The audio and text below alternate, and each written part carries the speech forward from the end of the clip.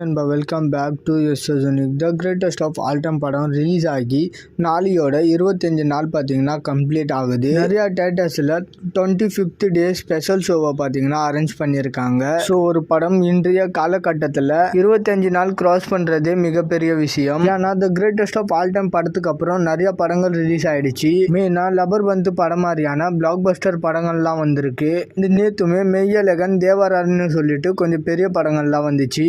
இது இல்லாம இன்னொரு பக்கம் The greatest of all Time படத்தோட HD பிரிண்ட் வேற லீக் ஆயிடுச்சு. ஸோ அப்படி இருந்தும் நிறைய தேட்டர்ஸ்ல The greatest of all Time படத்துக்கான புக்கிங் பயங்கரமா இருக்கு. அண்ட் படத்தோட வசூலும் ஓவராலா 450 கோடியை கிராஸ் பண்ணிட்டதா சொல்றாங்க.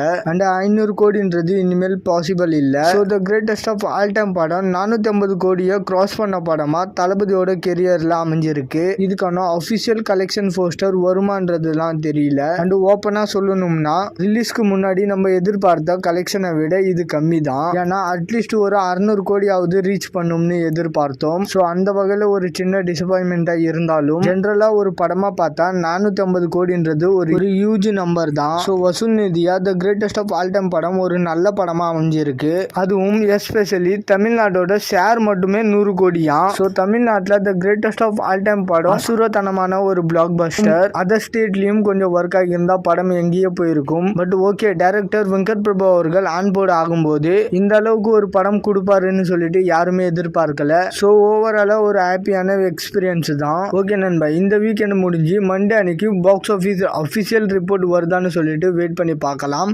அண்ட் இந்த மாதிரி தளபதி பற்றின அப்டேட் தெரிஞ்சுக்க மறக்காம யூனிக் சேனலை சப்ஸ்கிரைப் பண்ணி சப்போர்ட் பண்ணுங்க. இதோட வீடியோ முடிச்சுக்கிறேன். ஓகே, பாய்.